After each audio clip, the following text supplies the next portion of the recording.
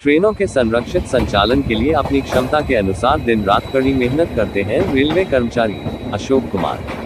दैनिक उजाला छपरा। के सिंह। हाल ही में भारतीय रेल के बारे में कुछ संगठनों द्वारा एक वक्तव्य जारी किया गया है जिससे रेलवे के बारे में भ्रम और अविश्वास की गुंजाइश पैदा हो गई है।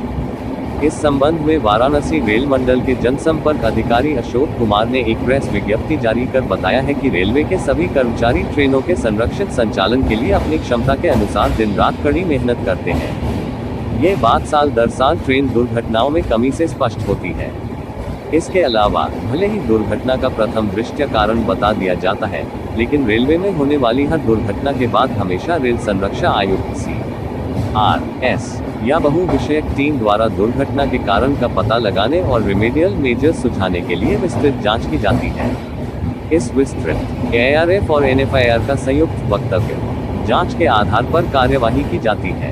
दोनों फेडरेशन AIRF और NFIR द्वारा संरक्षा मानकों को और बेहतर बनाने के लिए सुझाव भी दिया जाता रहा है।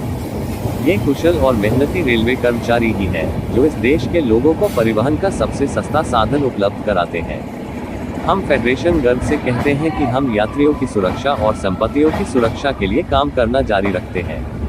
हालांकि ये दुखद है कि रेलवे कर्मचारियों की कड़ी मेहनत की सराहना करने के बजाय रेलवे कर्मचारियों का मनोबल गिराने वाली टिप्पणियां की जा रही हैं।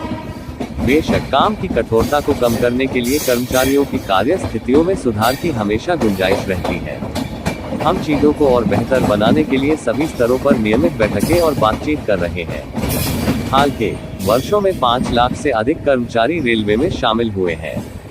हाल ही में 1.5 लाख उम्मीदवारों को नियुक्त करने की प्रक्रिया पूरी हो गई है और 18,000 से अधिक लोको पायलटों की भर्ती के लिए कार्यवाही शुरू हो गई है। वार्षिक परीक्षा कैलेंडर प्रकाशित करने की लंबे समय से लंबित मांग को स्वीकार कर लिया गया है और जूनियर इंजीनियर, तकनीशियन आदि श्रेणियां भी भर्ती की प्रक्रिया में है। भारतीय रेल में प्रशिक्षण की एक सुस्थापित प्रणाली है। रेलवे के सभी कर्मचारी भारतीय रेल के विभिन्न प्रशिक्षण संस्थानों में रिफ्रेशर कोर्स, संरक्षा पाठ्यक्रम, उपकरण पाठ्यक्रम आदि के माध्यम से नियमित प्रशिक्षण लेते हैं। जब भी नई तकनीक लागू की जाती है तो लोको पायलटों को प्रशिक्षण परामर्श के बाद योग्यता प्रमाण पत्र दिए जाते हैं।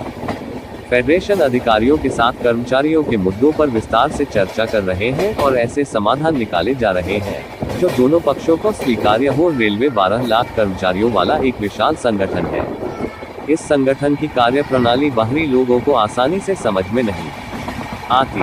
ऐसे जटिल कार्य परिदृश्य में कार्यप्रणाली को समझे बिना जाने अनजाने में की गई प्रतिकूल टिप्पणियां राष्ट्र के समग्र हित में नहीं हो सकती है।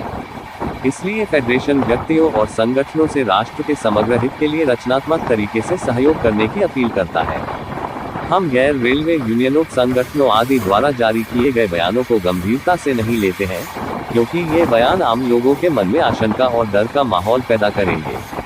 AIRF और NFIR रेलवे कर्मचारियों के सच्चे प्रतिनिधि हैं, क्योंकि हम सभी श्रेणियों के रेलवे कर्मचारियों के संबंधित मुद्दों को उठाते हैं ताकि उनका संतोषजनक समाधान सुनिश्चित किया जा सके। हम रेलवे कर्मचारी एक टीम के रूप में रेलवे के संरक्षित संचालन और राष्ट्र की सेवा के लिए प्रतिबद्ध हैं।